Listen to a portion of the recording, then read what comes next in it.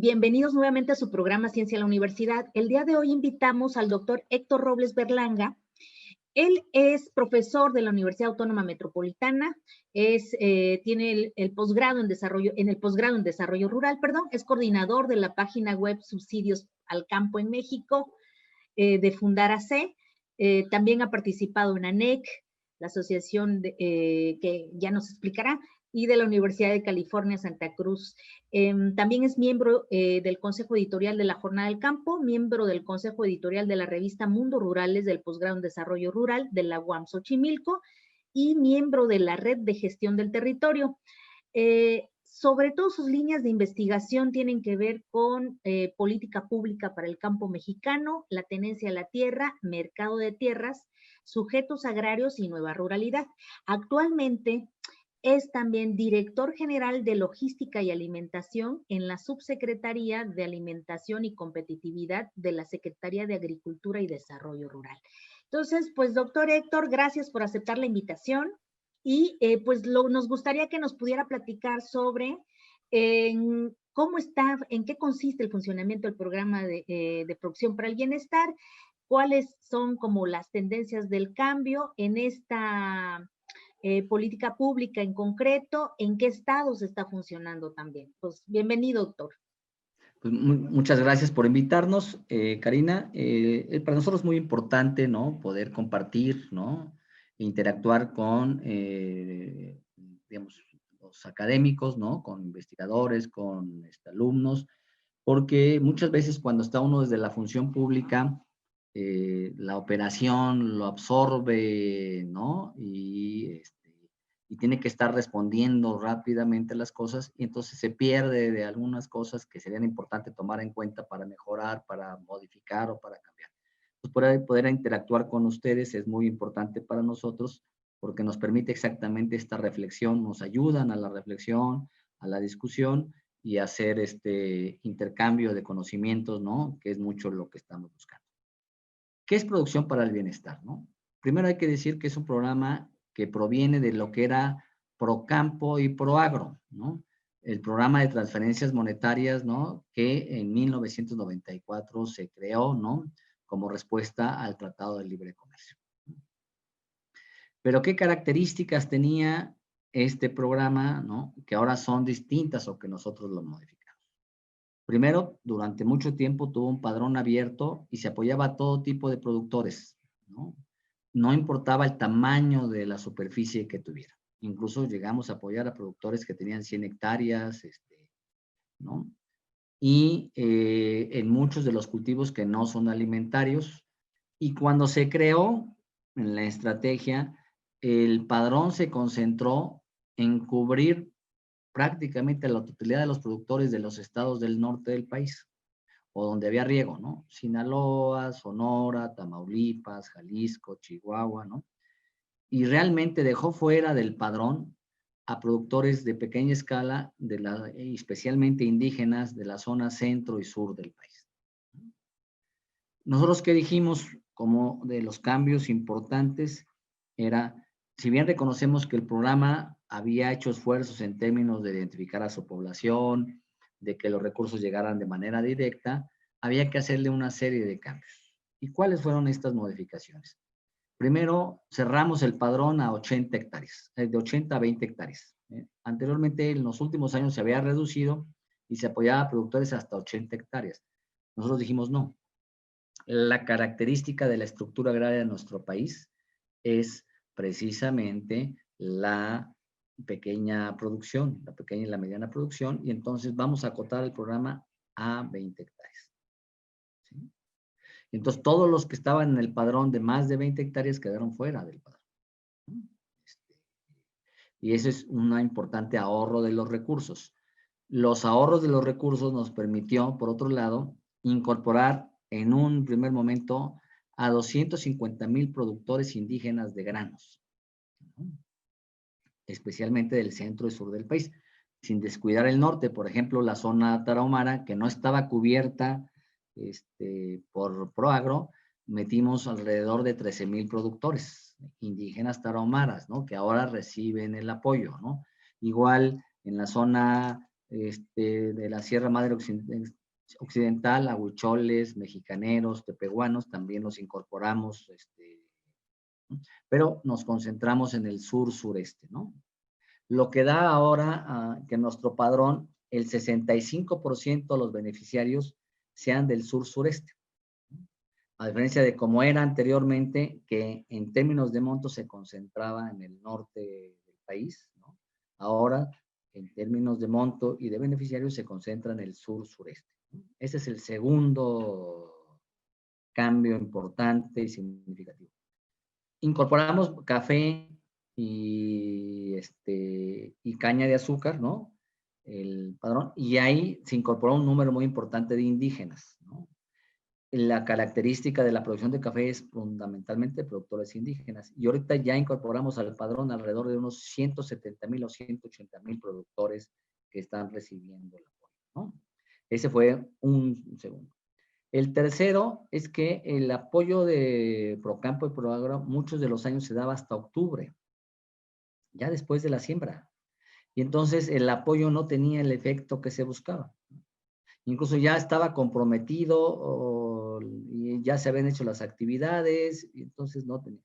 Nosotros nos propusimos hacerlo, la entrega antes de la siembra, para que el productor al menos tenga la posibilidad de que ese apoyo decida, no, lo voy a hacer en un barbecho, en una rastra, voy a comprar semilla, ¿no? Que tenga la posibilidad de aplicarlo.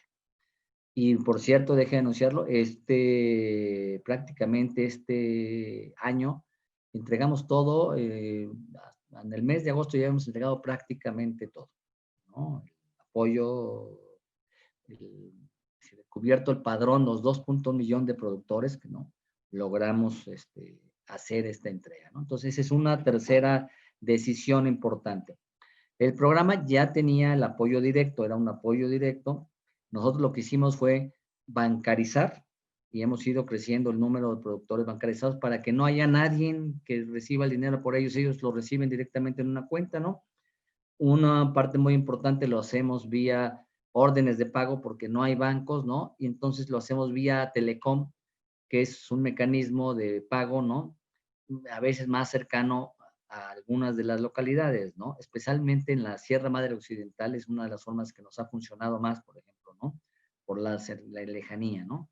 Lo cual le quita la posibilidad de que alguien intervenga, ¿no? O medie los recursos, ¿no? El productor ya sabe, yo lo recibí y entonces ese es otro de los cambios significativos, ¿no?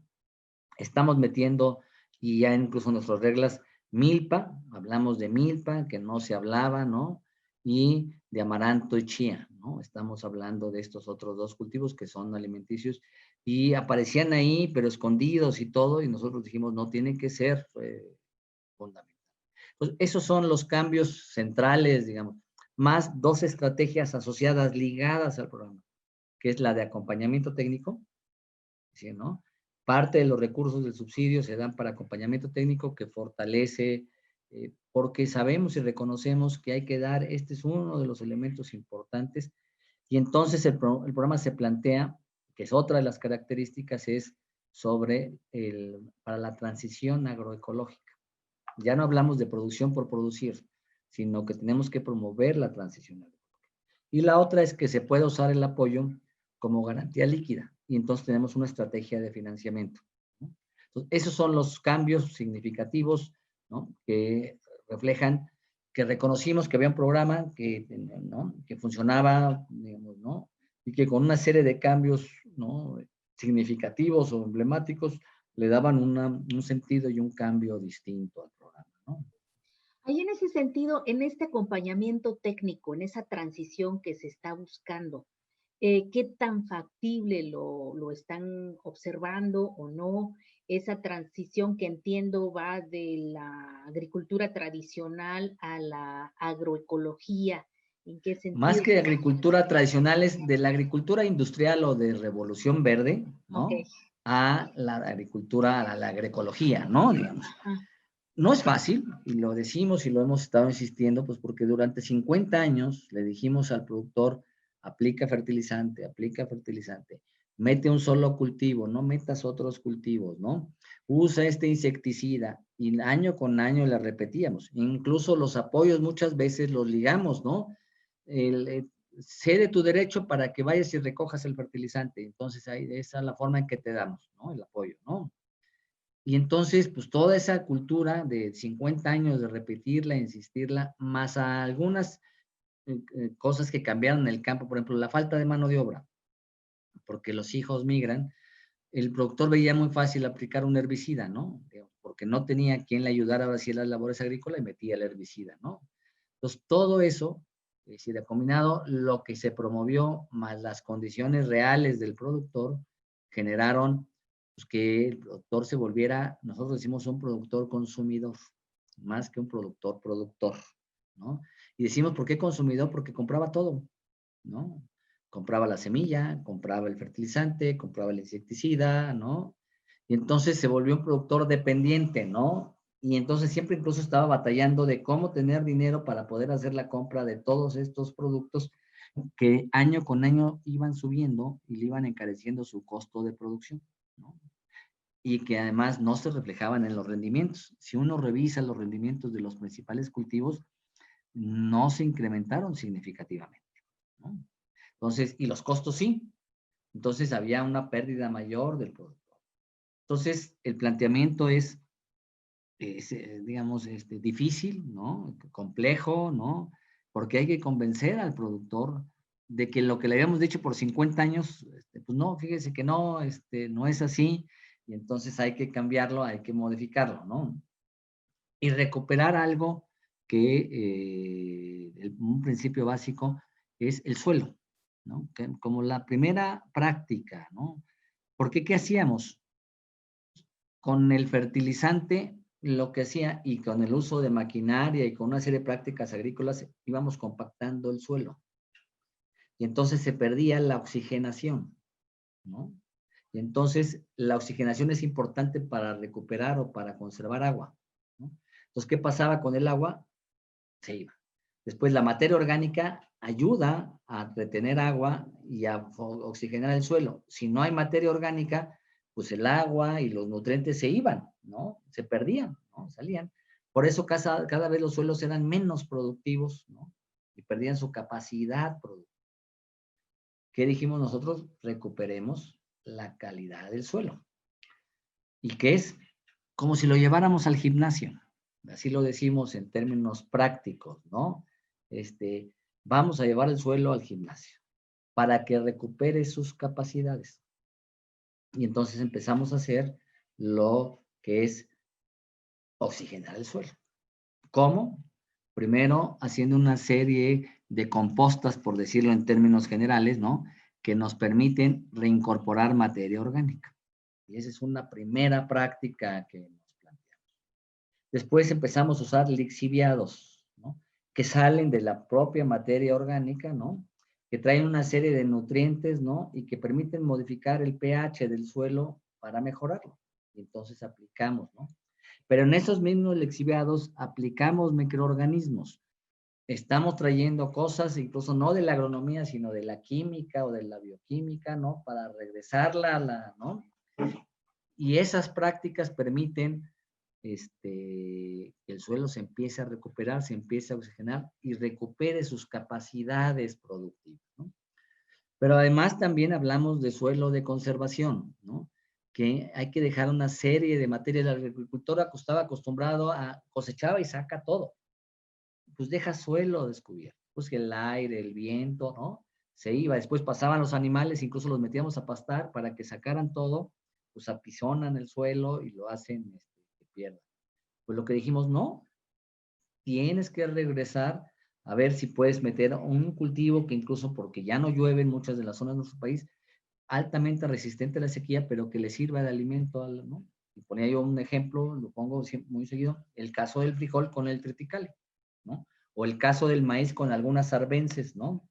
Y entonces, eso permite que yo vaya dejando, después de que cosecho mi maíz, mi frijol, dejo otro cultivo en lo que, ¿no?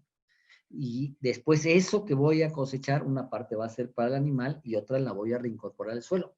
Y entonces ya no perdí humedad, mantengo humedad, ya no perdí suelo y además lo enriquezco con, ¿no? Y esa práctica que la hacían nuestros agricultores hace muchos años, era algo que hacían, ¿no? Fomentar la milpa de alguna forma, ¿no? No dejar solamente un solo cultivo, sino fomentar la milpa. Y entonces hicimos eso de pensar en volver a regresar esto, porque varias de esas plantas tienen una función. Por ejemplo, era muy raro y era curioso. Si no veíamos ningún insecto, decíamos, oye, qué bueno está, ¿no? Qué bien está, no hay, ¿no? Y eso lo que estaba afectando es la biodiversidad, la floración, la polinización, ¿no? Y ahora lo que decimos, además, porque sacábamos todo y entonces cuando llega una plaga, pues acababa con todo. En cambio, si nosotros dejamos una serie de animales y empezamos a dejarlos de ver como buenos y malos, va a haber un control biológico propio, ¿no? Y solamente lo fortalecemos con algunos insecticidas biológicos que permitan resolver ese problema que se está presentando, ¿no? Entonces, esas son las prácticas que empezamos a promover. Por eso decimos que es transición, porque sabemos que no va a ser de la noche a la mañana. Y nos hemos propuesto que cada productor al menos adopte 2 prácticas. La que se le convenga más, la que él crea que le llama más la atención, la que conoce. Y entonces, ni siquiera, porque nosotros tenemos un catálogo como de 25 prácticas, y esas se pueden dividir en otras más, pero al menos este catálogo de 25 prácticas, ¿no? Y le decimos, pues aplica 2, ¿no? Productores tenemos que aplican todas. Es decir, que aplican, digamos, no todas, sino aplican muchas de ellas, ¿no? Que ya no usan ningún químico y además producen su propia semilla. Son autosuficientes, ¿no? Y lo interesante es que disminuyeron altamente sus costos, ¿no? Estos bioinsumos cuestan el 10% de lo que te cuesta un fertilizante, ¿no? 10, 15%, ¿no? Entonces el productor inmediatamente ve que ya no va a gastar tanto, ¿no? Además que lo produce en su parcela y está, ¿no? Usa sus animales, ¿no? Que le dan materia orgánica, y entonces empieza a dar cuenta, incluso la inversión inicial es como el 10, 15%, pero una vez que tiene los tambos, que puso la cama, ¿no? El siguiente año ya es el 5, ¿no? Entonces está dando cuenta que tiene buenos resultados, ¿no? Que su planta se ve mejor, que tiene una raíz profunda, porque uno de los problemas de la falta de oxigenación del suelo es que la raíz está muy en la superficie, muy delgada, viene un viento, por eso se acamaban, ¿no? No se nutrían, la planta no era fuerte, no se nutre porque no baja a buscar la humedad, los nutrientes que estaban en todo el suelo, y esos son los elementos que veíamos que eh, una planta débil, ¿no? Es como el humano, si se alimenta mal, pues es más propenso a las enfermedades, pues igual las plantas, así era, ¿no? Hicimos ese cambio, ¿no? Y entonces ahora vemos una planta fuerte, resistente, ¿no? Esa es un poco la transición y va a ser difícil, ¿no? Ahora, yo creo, bueno, igual en mi imaginario y porque he estado más cercana a los productores que son eminentemente orgánicos, que tanto con ellos, estos cafeticultores, por ejemplo, que han estado durante años en la agricultura orgánica, que tanto ellos están, pues ya como que es una práctica pues cotidiana, digamos, aun cuando sus parcelas de milpa no estaban certificadas como orgánicas, sus prácticas de agroecológicas estaban ahí, ¿no? Qué, ¿Qué tanta facilidad con ellos hay con respecto a los otros productores que además, bueno, ¿no? Tenían ahí como ya otras prácticas incorporadas con los agroquímicos? Esa es una cosa. Y la otra es, entiendo también que están impulsando el sistema MIAF. ¿En dónde específicamente o es para todos en general? Y una tercera cosa que justo ahorita mencionó, el tema de, bueno, sí, les resulta menos costoso, ok, eso quiere decir entonces que también están pensando o que seguramente una parte de su producción está dirigida al mercado. Eso, ¿cómo lo están manejando el asunto de comercializar su producción, básicamente? Son 3. Primero hay que decir que la agricultura orgánica es una de las agriculturas asociadas a la agroecología, ¿no? El MIAF, como lo mencioné, es otra forma distinta de hacer agricultura. La agricultura de conocimientos integrados es otra forma de hacer agroecología. La de suelo de conservación es otra forma de hacer agricultura. Es decir, tenemos varias, y todas tienen ventajas y desventajas, digamos, en términos de sistemas, ¿no? Lo importante es hacer los sistemas. Uno de los problemas de la agricultura orgánica que nosotros veíamos es que los rendimientos no crecen, ¿no? Se mantienen, ¿no? Y entonces, ya con muchos productores cafetaleros, con varias de las organizaciones hemos estado discutiendo y hemos estado viendo, ¿no? En algunas zonas, que si tú le agregas algunos de estos productos, ¿no? Que son biológicos, ¿no? Permiten mejorar el rendimiento, ¿no? Fortalecer la planta, etcétera. Entonces, llevamos esa parte para la agricultura orgánica. Ahí incluso en Oaxaca, que bueno que platicas, hemos estado trabajando con algunas organizaciones, ¿no?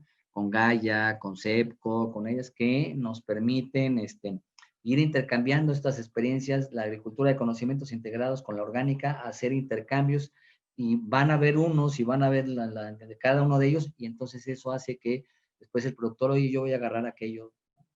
Igual la de suelo de conservación, nosotros decimos, no es malo, digamos, pero es una sola práctica, ¿no? Tenemos que meterle otras prácticas para fortalecerla, ¿no? Entonces, ese es en el caso del MIAF, nosotros no somos, digamos, porque nuestro programa es de productos básicos, maíz, frijol, trigo, arroz, café, ¿no? Entonces, no es como nuestra orientación, y los recursos que nosotros incorporamos no son para MIAF. Lo que decimos es que si el productor ya está haciendo MIAF, no se lo cambies, ¿no? Por la de agricultura de conocimientos integrados o por la orgánica, ya está haciendo MIAF y el MIAF es bueno. Y entonces lo que tú debes de hacer es sobre ese MIAF, si hay alguna práctica que hay que mejorar, etcétera, eso es donde intervenir, ¿no? Reconocer que el productor ya está haciendo algunas de estas prácticas, y en lugar de llegar a imponerle, y la única forma es producir esto, que sería un error de nuestra parte, porque es el mismo modelo de la agricultura de recetas, ¿no? Solamente esto se puede, ¿no? Nosotros decimos, si aquí está haciendo MEAF, si aquí está haciendo orgánico, si está aquí haciendo suelo conservación, si aquí está agricultura de conocimientos integrados, es sí, y ve cómo fortalece las prácticas. Y pongo un ejemplo en el caso de la caña, nos acaba de suceder en Morelos. El agricultor, déjenme decirle, en la caña se usan muchos insecticidas y muchos prohibidos, ¿no?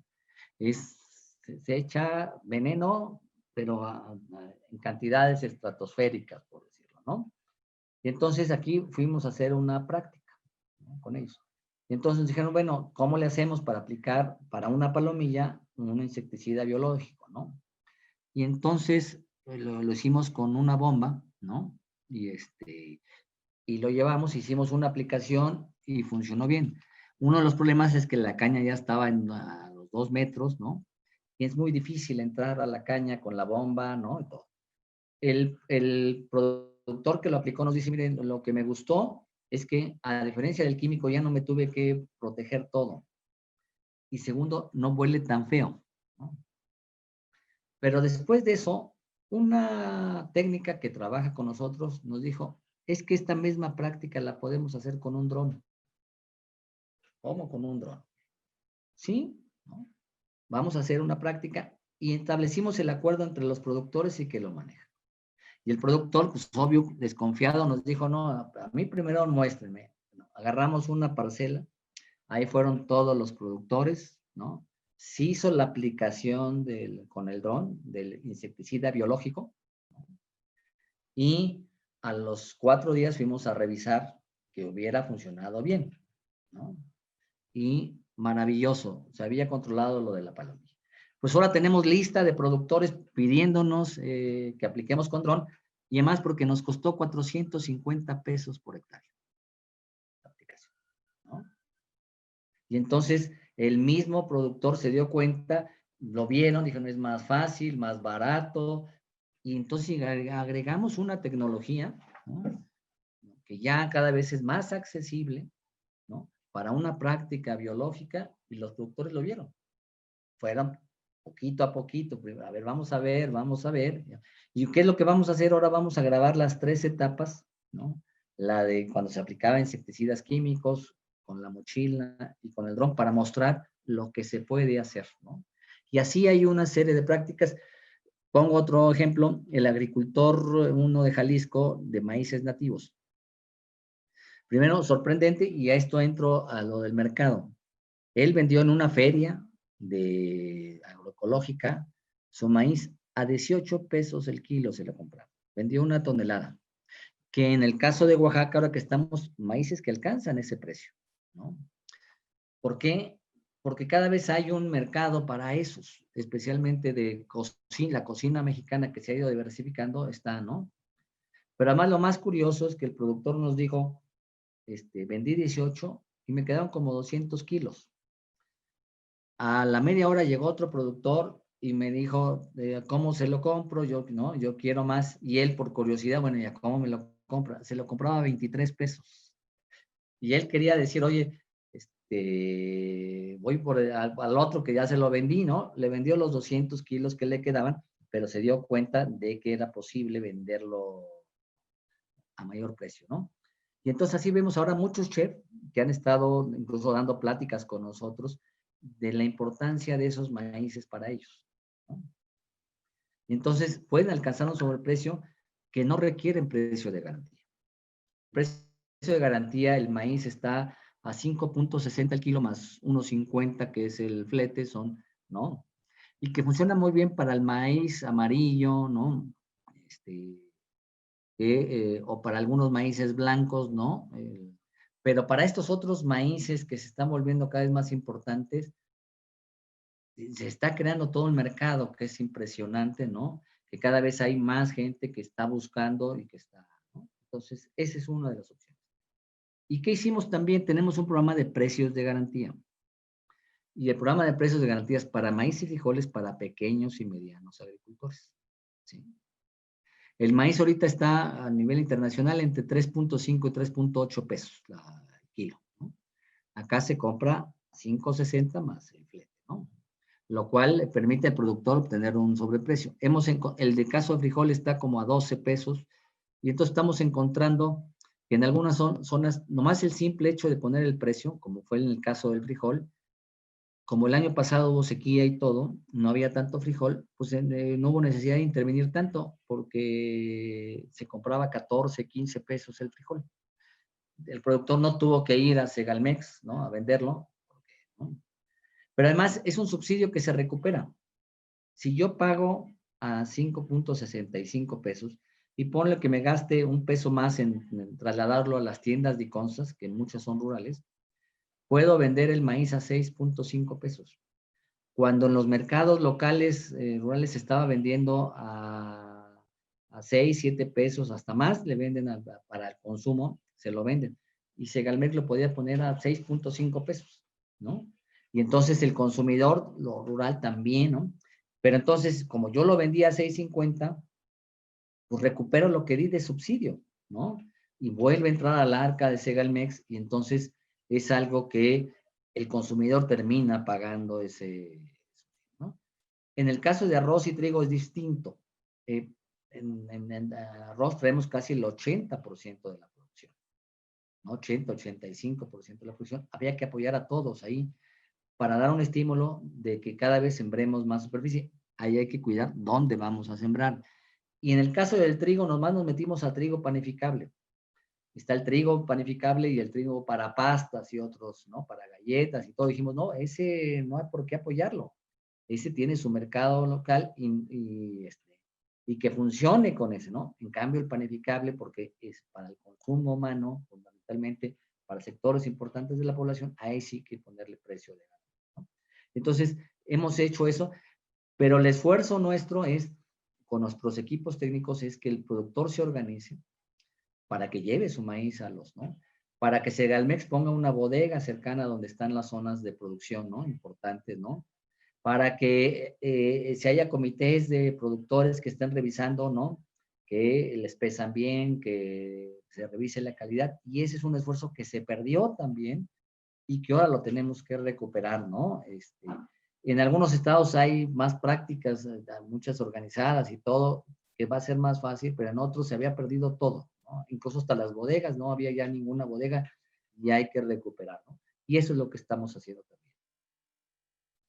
Híjole, pues súper interesante, la verdad es que muy alentador para quienes estamos estudiando esto, pero que además también somos consumidores. Yo ahí creo que pues también en gran medida estos logros que están teniendo tienen que ver con que usted pues lo conocemos de hace tiempo, también del sector académico que se ha involucrado en todos estos temas, que le ha dado seguimiento por lo menos 20 años, me imagino yo. Entonces, claro que eso ayuda, ¿no? En todo este amplio conocimiento que está como todo integrado con el mercado, con la productividad. Pero ahí, ¿cómo le están haciendo con la parte de este acompañamiento técnico, que entiendo también que son jóvenes que están incorporándolos y que además son muchos los jóvenes que se están incorporando a este acompañamiento técnico? Y la otra cosa, se ha estado diciendo y recientemente también escuché por ahí en uno de los tantos seminarios que justo organizó SADER, por cierto, el subsecretario Víctor Suárez. Escuché a Fernando Celis y él estaba, que ha sido asesor durante muchos años de CENOC, de la Coordinadora Nacional de Organizaciones Cafetaleras, y él decía que lo que estaba observando es el aumento de la producción campesina, ¿no? No solamente en términos de café, sino también las otras producciones básicas que se tienen. Yo pensaría, no sé si ustedes ya lo están observando, pero con todo lo que nos acaba de explicar, que en realidad también no solamente fue el efecto de la pandemia, ¿no? Que son los que no han parado de trabajar y entonces uno se da cuenta que ellos siguen produciendo, pero no sé si ya tendrán como una especie de datos de información que pueda hacer en comparativo entre el año pasado y la producción que se está teniendo este año y el aumento que hubo de producción básica en este caso, ¿no? Bueno, aquí son, digamos, ¿cómo es el acompañamiento técnico? Primero nosotros, digamos, hay que reconocerlo, yo soy agrónomo de origen, ¿no? Y mucho de la práctica que nos enseñaron era sobre esta agricultura de aplicación de insumos, de recetas, ¿no? Entonces ahora nos tenemos que resetear nosotros mismos, ¿no? Para hacer este cambio, ¿no? Y no es fácil, digamos, porque si a uno le dicen que eso era, ¿no? Volver a... Pues, ¿qué es lo que buscamos de los técnicos que... ¿no? Es que, primero, los técnicos les dijimos, tienes que creer en la pequeña agricultura, en la mediana. Porque muchos nos dicen, es que es muy difícil trabajar con los pequeños productores, ¿no? ¿Por qué no trabajamos con uno más grande, con uno, no? No se organizan, ¿no? Entonces, si yo tengo de entrada una actitud negativa hacia ellos, difícilmente voy a poder trabajar. Y segundo, que tuvieran alguna experiencia en agroecología, ¿no? Y entonces hicimos esas dos convocatorias, digamos, esa convocatoria incluso ni siquiera la hicimos abierta para que no nos llenáramos de profesionistas de todo tipo, sino dijimos, vamos a apoyarnos en lo que se conoce en los territorios, que además los técnicos también vivan cerca del territorio, porque es muy probable que conozcan la actividad, que sepan qué es lo que se está haciendo, y ahora hasta por los temas de violencia se saben mover en el territorio, ¿no? Que si yo llevo a alguien de fuera, ¿no? En lo que lo conocen y todo, las desconfianzas, y no va a conocer, ¿no? Entonces hicimos esos elementos. Entonces hemos buscado que nuestros equipos técnicos, ¿no? Porque si no tenían estas características, me iba a pasar todo un año en tratar de convencerlos de que, mira, así se puede trabajar con pequeños, ¿no? Entonces iba a perder un año. Y la administración pública se va volando, ya llevamos 2 años, ¿no? Ya son 2 años. Y entonces hay que pensar que ya nomás nos queda 2/3 de la administración. Entonces nos planteamos, no, tenemos que acelerar en la selección, tenemos que ser muy precisos. Y creo yo que en general lo hemos logrado, ¿no? Tenemos muchos técnicos, no todos son jóvenes, ¿no? Y dijimos, eso es importante, ¿no? Después lo otro, dijimos, ¿cómo podemos incorporar a jóvenes? ¿No? Y vimos que el programa de Jóvenes Construyendo el Futuro estaba dando, digamos, la beca para jóvenes si se inscribían en alguna empresa y todo. Y en la zona rural no estaba muy claro cómo hacer. Pues nosotros ofrecimos que la parcela de su padre o de un familiar o alguien elegido fuera como fuera la fábrica, ¿no? Fuera la parcela del tutor donde iba él a aprender. Entonces estamos ligando al padre de 60 años, de 55, de 70, con un joven de 25, 20, ¿no? 22 años, ¿no? Y les dijimos, pues practica ahí. Nosotros te capacitamos y ahora lo hemos tenido que hacer virtual por la pandemia, ¿no? Y después en la escuela de campo, que es una parcela de un productor que nosotros le llamamos productor innovador, ¿no? Porque ese productor nos dijo, yo quiero ser el productor innovador, aquí que se hagan las prácticas para que mis compañeros vean. Entonces lo hacemos localmente, ¿no?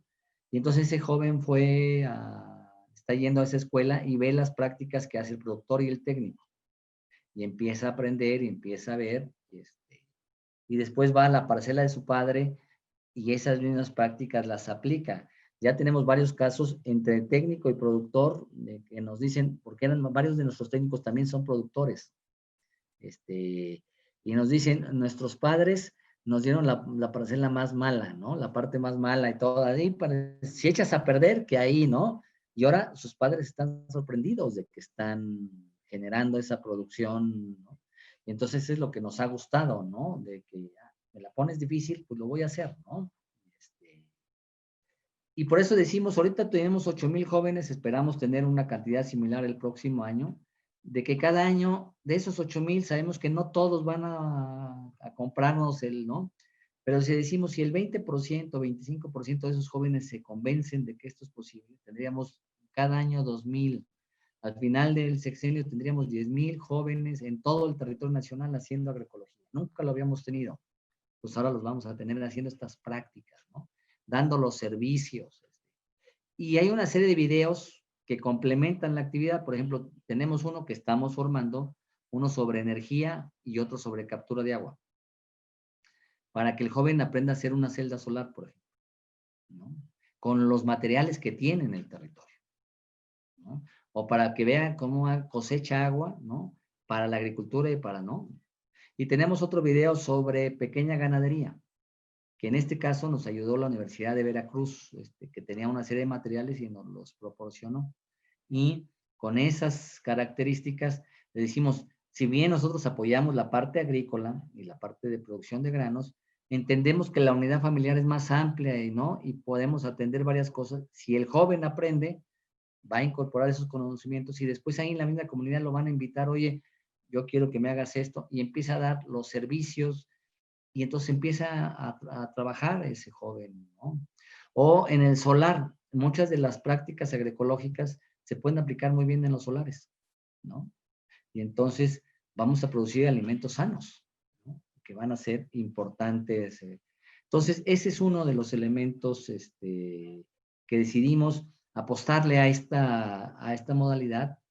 Y la primera reacción de los técnicos ha sido, por eso yo siempre les he dicho en los eventos, yo los invité no a una chamba por una chamba, ni tampoco les he dicho que va a ser fácil.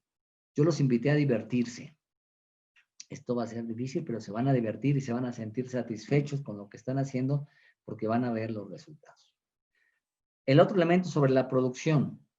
Primero, nosotros hacemos un plan de transición agroecológica. Porque el productor de lo que sí está cansado es del choro, por decirlo, ¿no? Del bla bla o de no.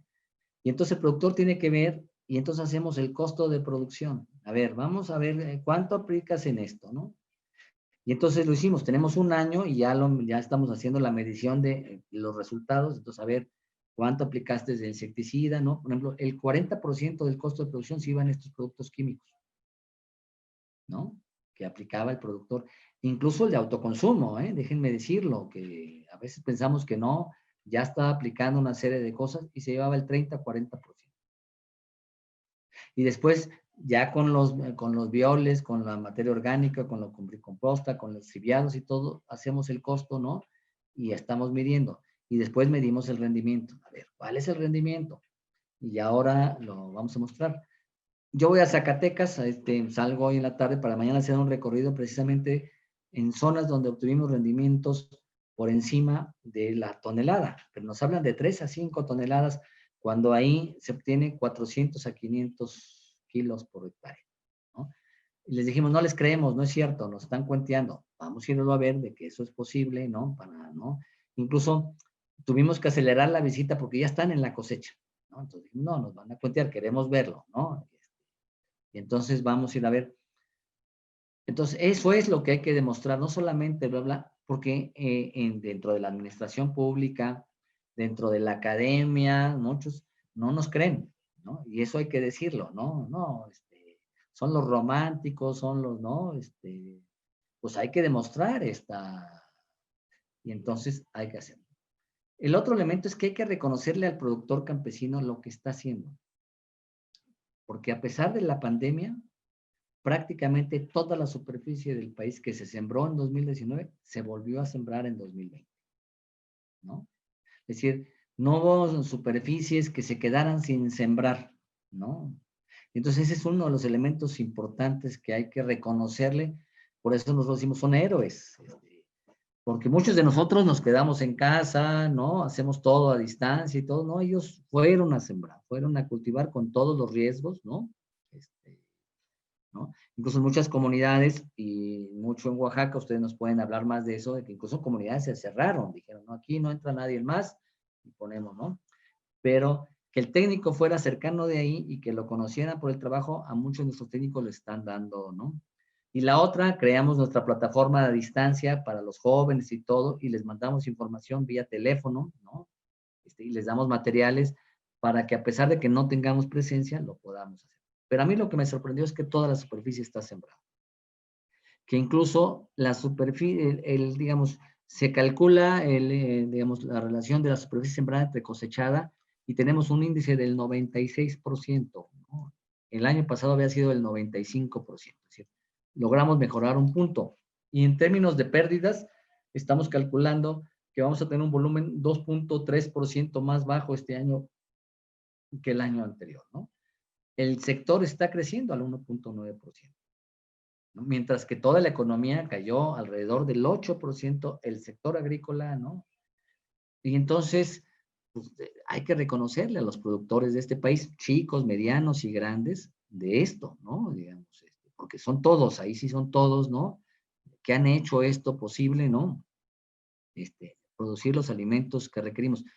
Yo les pregunto, ¿no? Al auditorio y todo, si han visto que hay escasez de alimentos agrícolas en sus casas, ¿no? De que de repente fueran a algún lado y no hubiera el huevo, no hubiera el maíz, no hubiera, ¿no? Las frutas, ahí están, ¿no? Entonces, algo que debíamos reconocerle a este país es hacerles un homenaje a estos productores, ¿no? Porque está la superficie sembrada. Y en términos de resultados concretos, ojalá nosotros pudiéramos cubrir más productores, no tenemos esa capacidad, por eso estamos construyendo una serie de alianzas, ¿no? Porque nosotros cubrimos un número del total de nuestro padrón, no podemos cubrir a todos. Por eso estamos diciendo, mira, si estos crecimos y estos productores innovadores después que sea el que capacite, ya nos vamos de ahí y eso nos vamos a otra comunidad porque ya está el productor innovador que está convenciendo. Pero estos jóvenes pues se van a quedar ahí y que ellos sean los que capaciten para crecer. Pero también hay que fortalecer, hay muchas experiencias en todo el país de organizaciones no gubernamentales o de productores que hacían estas prácticas, ¿no? Pues hay que decirles, oye, siguen eso y ver cómo los apoyamos nosotros para que lo hagan. Muchos académicos, ¿no? Que han documentado, que han hecho esto, que tienen prácticas, pues decirle, oye, tú en tu espacio cercano y todo, si puedes acompañar estos procesos, hazlo. En la medida que seamos más involucrados, vamos a poder volver esta agricultura, que sea la agricultura que más se practique en el país, ¿no? Vamos a tener una experiencia el próximo 17 de noviembre, una experiencia en India, de uno de los estados, ¿no? En donde empezaron con 20,000 productores y ya tienen actualmente 1,000,000 de productores haciendo agroecología, ¿no? Los invitamos, ¿no? Les haremos llegar ¿no? Les va a hacer una videoconferencia, pero estamos sorprendidos de que empezaron así igual que nosotros. Nos van a dar esta conferencia, ¿no? Es abierta y después se unan nuestros técnicos para decirnos, estos fueron todos los errores que cometimos para que nosotros no los cometamos, digamos, ¿no? O los tomemos en cuenta y tratemos de evitar lo más posible, ¿no? Entonces esos intercambios, porque la agricultura ese es el futuro, ¿eh? La agricultura cada vez más va hacia estas prácticas, ¿no? Sustentables. Ay. Pues doctor, muchísimas gracias. Yo creo que es mucha información que generalmente no tenemos y sobre todo para público en general, ¿no?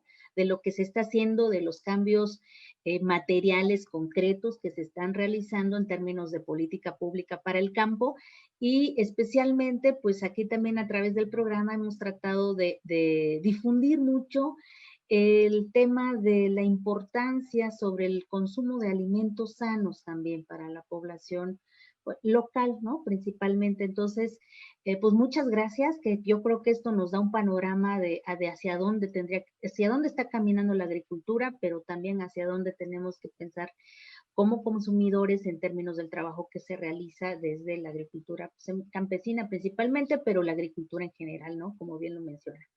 Pues muchas gracias por habernos compartido la información y no sé si quisiera como complementar algo que se nos fuera de momento. No, primero agradecerte, Karina, ¿no? Esta videoconferencia, ¿no? Porque en la medida que se conozca más, pues podemos involucrar a más personas, ¿no? Los invitamos, ¿no? De veras, a que nos ayuden a promover estas prácticas, ¿no? Si hay universitarios que quieran participar en nuestras escuelas de campo, ¿no? Viendo, ¿no? Incluso analizando, haciéndole seguimiento, haciéndonos observaciones, para nosotros va a ser muy rico, ¿no? Y rescatar toda esta experiencia que en Oaxaca hay mucha, ¿no? De estos mercados locales, de cómo promover nuestros productos en mercados locales, porque sí necesitamos que los recursos de los productores que le están llegando se queden en sus comunidades, ¿no? Y fortalezcan sus economías locales, ¿no? Entonces, muchas gracias por este esfuerzo, ¿no? De poder dar a conocer, de intercambiar y de que más personas conozcan y que ojalá podamos generar inquietud en muchos de sus estudiantes y se puedan involucrar con nosotros. Pues muy bien, muchas gracias. Como ven, estas son las temáticas que seguimos abordando en Ciencia a la Universidad. Esperamos que les haya interesado el programa y que nos sigan a través de las redes sociales. Muchas gracias y que pasen buen día.